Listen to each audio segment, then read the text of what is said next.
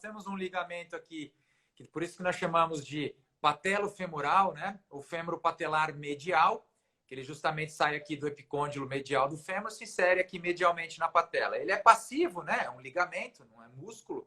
Então é óbvio que a hora que você tem episódios de luxação da patela, você pode romper esse ligamento, ele se torna instável, e aí é óbvio que você perde um grande restritor contra essa lateralização da patela, porque via de regra a luxação é lateral. Me corrija se eu estiver errado, João. Isso daí, basicamente, a instabilidade patelar, ela vai acontecer em pessoas que têm uma predisposição para isso. Assim, eu não vejo luxação de patela sem uma displasia de troca, para começar. É muito raro, exceto quando você tem uma patela alta, é uma possibilidade, mas é uma coisa bem incomum você ter instabilidade patelar sem displasia de troca. Não significa que quem tem displasia de troca vai ter instabilidade patelar. Isso por quê? Justamente por causa do ligamento patelofemoral medial. Se você tem uma displasia e o ligamento está competente, muita gente convive bem com isso. Agora, quando você tem displasia e o ligamento fica incompetente, aí não tem como segurar, né? Quando ele disse uma tróclea rasa, quando essa angulação aqui, ó, ela é mais rasa do que o normal. Pode ser que a pessoa tenha anatomicamente essa alteração, só que quando o ligamento está íntegro, mesmo com a alteração óssea ali no trilho, o ligamento consegue segurar. O que ele disse é que quando você tem os dois, aí a chance de ter a insuficiência ligamentar medial e uma tróclea rasodisplásica, a chance de lateralizar é alta. E ele disse também da patela alta, né, João? Você usa algum índice, Salsalvati, Carton de Champs, ou é mais no olhômetro ali mesmo? Você já bate o olho num perfil de raio-x, você já consegue observar se a patela ela é mais alta? Eu uso, dependendo da situação, eu acabo associando mais de um ângulo. Basicamente, em algumas situações, esses ângulos eles podem falhar por outros motivos, né? Por exemplo, uma inserção anatômica muito distalizada, isso pode dar uma impressão de uma patela alta pelos índices e não necessariamente você vai ter um desencaixe ali na tróclea, né? Então, acho que você tem que considerar esses índices. Quando a patela está alta por Carton de Champs, Inson Salvati, você tem que avaliar outros fatores. Agora, se ele está normal, você não vai considerar como... Aí você pode considerar que a altura é normal. Tá, existem casos que você observa uma patela alta, com uma tróclea displásica e uma insuficiência do patelofemoral medial, ou aí é um desastre total, você não vê isso no dia a dia? Olha, muitas vezes a gente vê uma patela alta e não corrige isso e o paciente vai bem. Então, não é porque você tem uma patela alta que você tem que corrigir isso. Né? Você vê que ela tem um encaixe razoável na patela, tem outros fatores, uma patela meio limítrofe, você acaba segurando isso sem corrigir, distalizar a patela. Ele já deu uma brecha aí para a gente imaginar que a reconstrução do patelofemoral medial, ele tá, meio que hoje é consenso que ele sempre está junto, né? Às vezes, quando tem a tróclea rasa, você faz troqueoplastia de rotina ou não? Você sempre só reconstrói o patelofemoral medial em quem tem a tróclea rasa? É muito agressiva a troqueoplastia ou só quando é uma angulação absurdamente rasa? Isso quando a gente começou a operar, os primeiros casos quando eu estava ainda na residência, lá para 2003, 2004, ainda se faziam alguns procedimentos para tentar reposicionar o vasto medial oblíquo, algumas coisas que eram cirurgias que não tinham bom resultado. Né? O patelofemoral medial, realmente, ele mudou a cirurgia de instabilidade patelar. É uma cirurgia que tem resultado muito bom e que você resolve o problema da instabilidade do paciente. Né? Basicamente, você vai fazer o patelofemoral medial e você pode fazer ele isolado ou associado com outros procedimentos. O mais comum é você medializar a tuberosidade da tíbia quando você tem o ângulo Q aumentado ou TAGT aumentado. Né? O que é importante entender? Quer dizer, você consegue estabilizar a patela só com o patelofemoral medial. Só que se você mantém o ligamento, ele não vai realinhar a patela, ele simplesmente vai impedir que a patela saia do lugar. Então, se você vê que a patela não está tendo um bom tracking, você acaba mexendo na tuberosidade da tíbia e isso vai preservar a articulação por mais tempo, evitar dor, evitar desgaste da articulação. Né? O patelofemoral medial, normalmente a gente vai considerar isolado quando o TAGT é abaixo de 20 e associado à medialização da TAT quando é acima de 20. Mas muitas vezes você faz só patelofemoral, mesmo quando ele está acima de 20, próximo disso daí, vai muito bem também, se ele está bem, se você vê que o tracking patelar está bom. A trocoplastia é uma cirurgia de exceção, é uma cirurgia que você vai mexer na troca, vai mexer na cartilagem, não é uma cirurgia para deixar o joelho normal, é uma cirurgia de salvação, né? Em alguns casos, você pode considerar como uma cirurgia primária, quando a troca realmente é aquela troca invertida, né? Quando não só você não tem a troca, mas ela forma uma montanha ali em cima, quer dizer, você tá, em vez de ser côncava, ela é convexa, né? Aí você pode considerar, mas, como regra geral, é um procedimento muito mais de salvação, paciente que já fez 2, 3, 4 cirurgias e que tem uma instabilidade que não vai resolver sem ela. E também, como você tocou no assunto, o release lateral, a liberação do retináculo lateral e o avanço do vasto medial, então são procedimentos que hoje dificilmente a gente vai ver, é isso? O avanço do vasto medial oblíquo não se faz mais, praticamente é uma cirurgia que não tem muito mais sentido essa indicação, né? A gente vê que não resolve o problema. Mais do que isso, tem um procedimento que resolve muito bem, que está muito bem estabelecido. O release lateral a gente ainda faz, mas não de forma isolada. Antigamente se fazia o release como único procedimento. Isso não tem muito mais sentido. Agora, junto com o patelofemoral medial, uma medialização da tátiva, dependendo se for muito grande, você pode considerar ela. O avanço do vasto medial a gente não vai ver mais, deixou claro, e a liberação lateral ali, o release lateral, pode ser que a gente encontre, mas não como um procedimento único, mas sim associado a algumas outras coisas. O TAGT é uma medida que a gente precisa pedir para o radiologista medir, porque a gente, depende de uma sobreposição de imagem que é feita na hora do exame. Então, não adianta o paciente chegar com a tomografia para a gente, que a gente não consegue calcular isso. E, basicamente, você vai sobrepor uma imagem onde pega o sulco da tróclea e uma imagem onde você pega a tuberosidade da tíbia, né? Você vai medir essa distância, essas duas linhas que estão marcadas aí, né? Basicamente, isso é uma forma de você avaliar radiograficamente o ângulo Q, que é muito difícil de se medir ele clinicamente, né? Então, quando esse ângulo é o normal dele, é você ter até 12, dependendo das avaliações, até 14 milímetros. Mas você vai pensar em corrigir ele quando ele está maior do que 20, essa distância. Perfeito. Então, mostrando aqui no joelho, é como se fizesse uma sobreposição de imagem nesse ângulo aqui, nesse momento aqui, e aí você sobrepõe a imagem do fêmur, você vai ver exatamente o ângulo ali formado na tróclea. E aí você faz uma outra imagem aqui na TAT, na tuberosidade da tíbia, pega uma imagem, sobrepõe na outra, e aí você vai olhar o quanto a tróclea ela está mais medializada em relação à tuberosidade da tíbia, né? O quanto o seu joelho tende a aumentar o ângulo Q.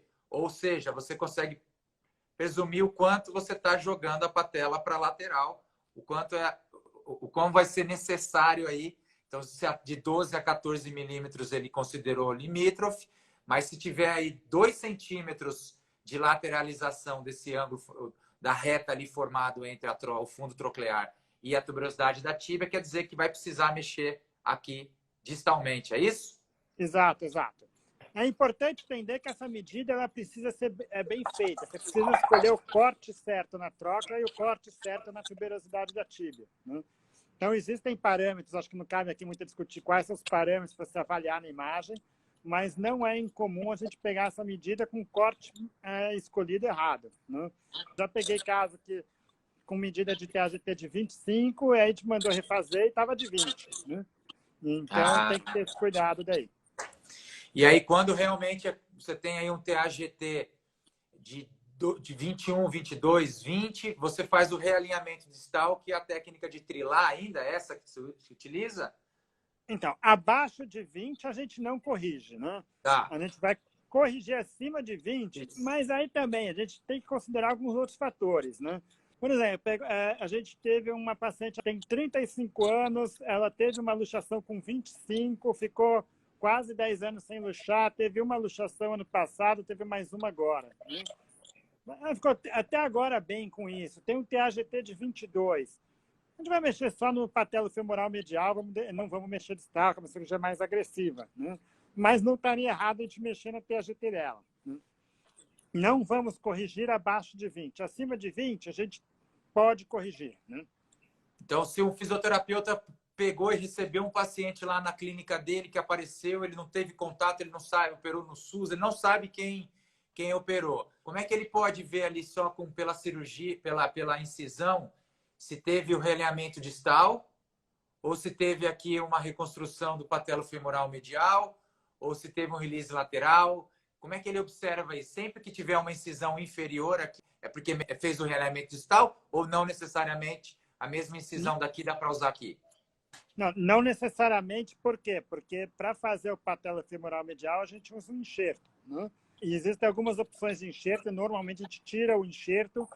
O que eu gosto mais de usar é o grácil, e é a mesma incisão que a gente usa para tirar o ligamento cruzado anterior, né? A incisão para fazer o alinhamento distal é uma incisão maior e em cima ali da tuberosidade da tíbia. Então, você vai ver uma incisão mais próxima do que se faz o enxerto de tendão patelar, né? Você já disse que tem casos de quem tem aí ou uma trocléa rasa ou que tem até um TAGT limítrofe ali de 20, 21, 22, que você ainda coça aí a mão para fazer só a reconstrução do ligamento e não mexer distalmente, porque se fizer o realinhamento distal, aí existe uma inibição grande de quadríceps, aí você está tentando mexer demais até com o eixo da discussão da patela, aí a tendência de ter dor pós-operatória é alta, né? Acho que é por isso. Porque realmente você corrige bem com o patelofemoral medial. Então, se você considera que ele vai ser o suficiente para essa cirurgia, você não vai fazer mais nada, né? E eu diria que não só, a gente conta como 60%, talvez 60%, 70% dos casos que a gente opera, a gente só faz o patelofemoral medial. Fez a reconstrução, então, um paciente luxador crônico aí, recidivante, teve que fazer a reconstrução do patelofemoral medial. Como é que você faz a fixação do neoligamento na apicôndilo e na patela? Você faz com parafuso, fio? Como é que você faz? Então, isso é uma coisa que acho que até é importante. Embora, assim, na teoria, diferentes técnicas sirvam para isso, uma coisa que se fazia muito antes era usar o endobottom, que você fazia um furo cruzando toda a patela, né? Mas o que se vê é que isso aumenta o risco de você ter uma fratura da patela no pós-operatório, principalmente se tiver uma reabilitação mais agressiva, né?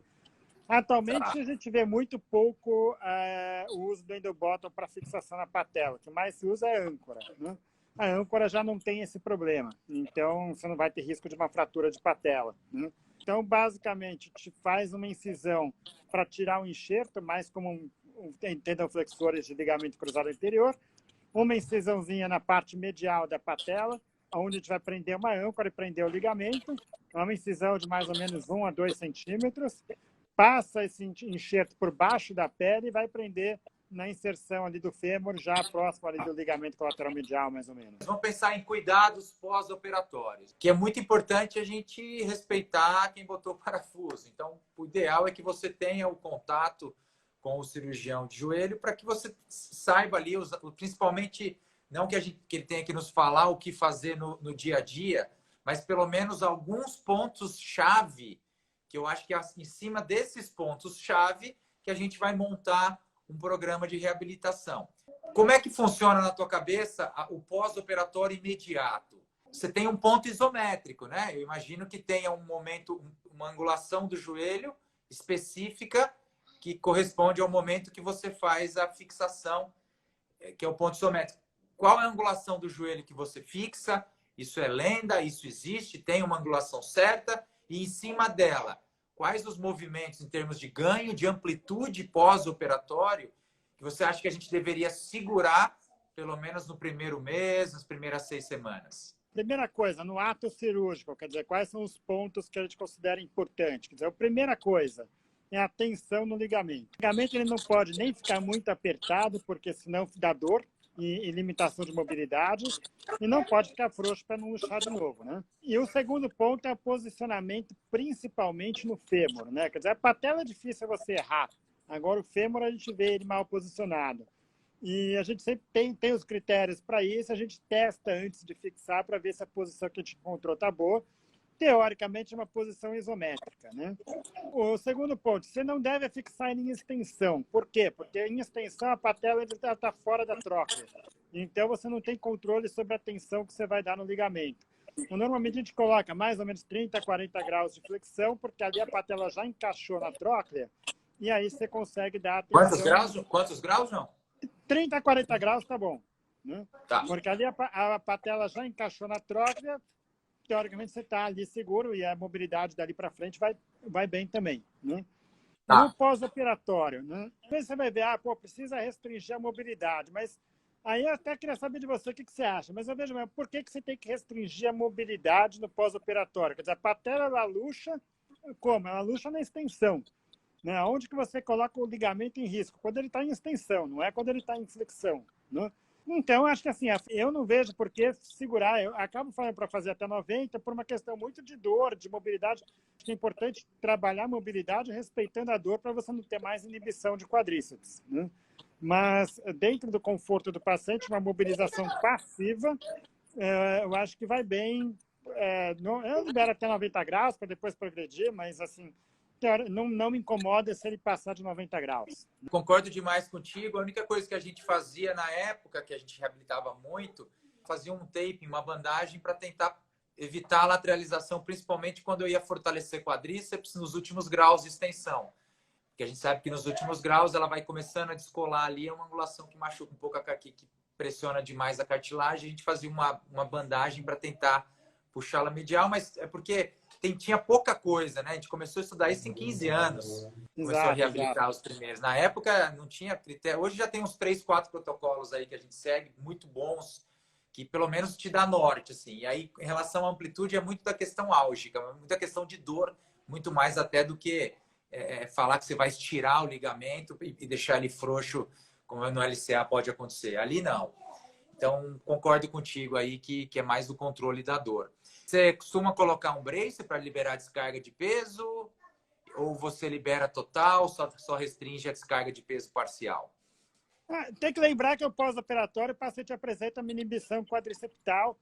O mais comum para a cirurgia é mulher. A maioria são pessoas que já têm uma musculatura deficiente, já têm uma limitação prévia. Diferente do LCA, que a gente opera atleta com uma musculatura realmente muito forte. Então, assim, essa inibição vai limitar o pós-operatório. Né? A minha tendência é usar muito mais a muleta do que o imobilizador. Né? Você vai conseguir controlar isso, vai dar, eu não vejo por que não dar carga com o joelho estendido. Você tem um bom controle com uma muleta, tudo. Você vai trabalhando o padrão de marcha do paciente. Não vejo muito por que você mantendo um imobilizador. Agora, você pode usar o imobilizador para dar carga, porque o paciente precisa daquilo, porque não tem quadríceps, porque está precisando para poder realmente jogar um pouco de carga no joelho. Eu acho que aí é válido para isso. Se o paciente está confortável sem imobilizador, com uma muletinha, eu acho que é suficiente. Vamos falar em 4, 5 meses de reabilitação, se o cara estiver bem, se ele estiver ativo, se conseguir restaurar a amplitude de movimento, joelho sequinho, se conseguir dar essa despertada no quadríceps e depois aos poucos ganhando força.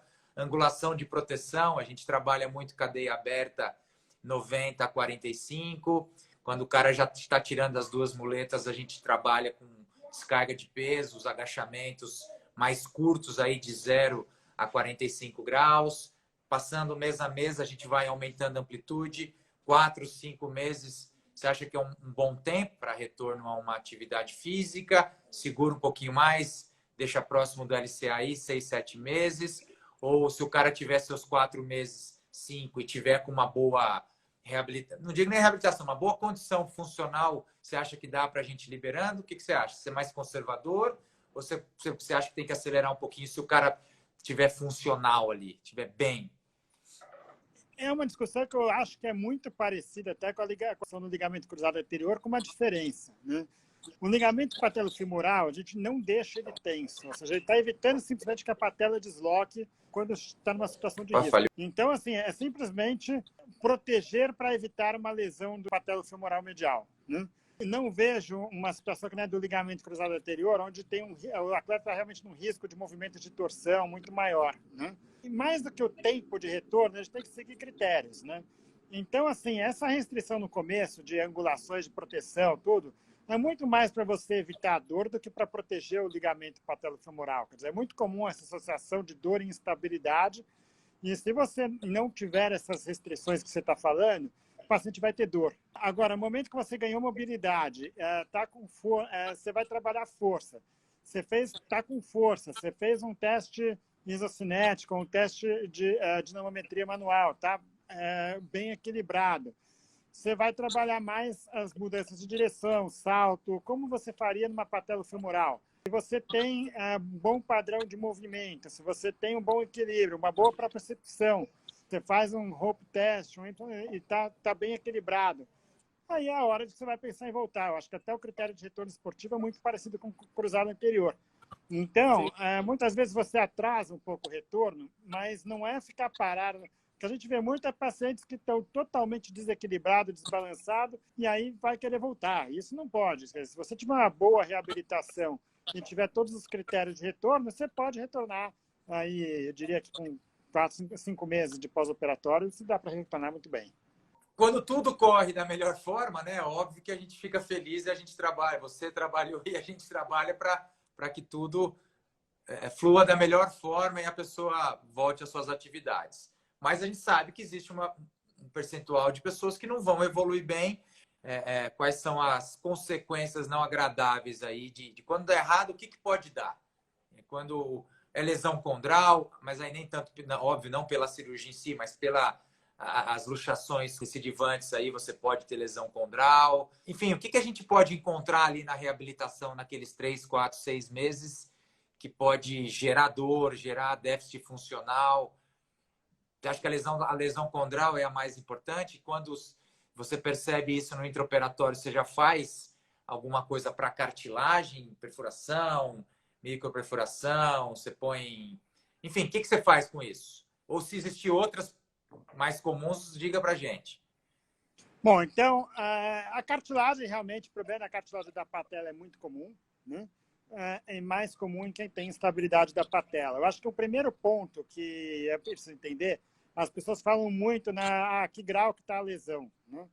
A classificação de lesão de cartilagem, grau 1, grau 2, grau 3, grau 4, é uma classificação para lesão de cartilagem. Normalmente é uma lesão traumática. É aquela paciente que tem uma cartilagem que está muito boa e tem um buraco no meio da cartilagem, né? E aí, sim, nesses casos, a gente tem algumas técnicas de reparo, depende da característica, da localização, do tamanho da lesão.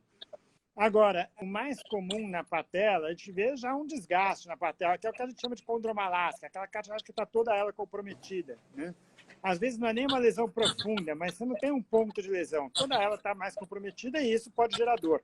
Nesses casos, a gente não vai operar a cartilagem, a gente não vai fazer nenhum procedimento para ela, vamos reabilitar da mesma forma como reabilitamos uma instabilidade, uma dor patelofemoral, uma condromalácia. Problemas para a cirurgia, uma reluxação talvez seja o principal, que é muito pouco comum num paciente que tenha poucos fatores de risco, né? Uma troca displásica, mas não muito ruim, até porque o ligamento que a gente refaz, o patelofemoral, a gente faz ele mais forte do que é o original. Agora, quando você já pega aquele cartilagem que já está com desgaste mais avançado ou que tem uma displasia muito grave, a gente já tem que ter um pouco mais de cuidado e também considerar casos que talvez o ligamento patelofemoral medial não seria o procedimento indicado como de forma isolada, né? Acho que vale a pena considerar também a parte de vocês, né? Porque a gente vê casos que não evoluem tão bem por uma reabilitação mal feita. Isso daí eu não opero enquanto eu não tenho certeza que o paciente está muito claro do que ele vai fazer no pós-operatório. Tanto a mesma coisa cruzada anterior, patelofemoral, acho que você deve ver quando chega aí, como tende a passar muito bem com eles tudo que vai ter que fazer depois. A gente não é incomum, a gente vê pacientes que chegam, opera, no dia seguinte da cirurgia, o cirurgião vai lá e fala, agora você precisa fazer fisioterapia, né? E o paciente nem marcou, nem sabe aonde vai fazer fisioterapia. Lembrar que o mais importante é aqueles primeiros 2 semanas, 3 semanas. Se vai bem daqui 2, 3 semanas no pós-operatório, o resto vai bem, né? Agora, a gente vê paciente que opera, depois precisa marcar fisioterapia, aí liga para o fisioterapeuta, não está, vai marcar daqui 10 dias.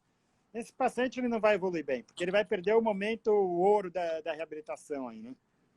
Não, concordo demais e infelizmente a gente vê muito isso. Eu acho que é óbvio, né? A gente acaba vivendo no nosso métier ali um cuidado absurdo, né? Cada paciente nosso a gente trata como um bibelô ali, é um cuidado absurdo para que realmente, se ele está procurando especialistas, pessoas que vivem daquilo, é óbvio que você tem que dar um respaldo e não pode deixar nada sair do métier trivial. Mas é óbvio que por aí, Brasilzão afora, a gente não consegue grampear tudo isso. E às vezes vem mesmo, isso é comum. Às vezes a pessoa fica um mês, ou que seja, nem não precisa nem chegar um mês, fica 10, 15 dias em casa, com o joelhão lá e põe um rolinho embaixo do joelho, um travesseirinho embaixo do joelho e fica lá em semiflexão por 2 semanas.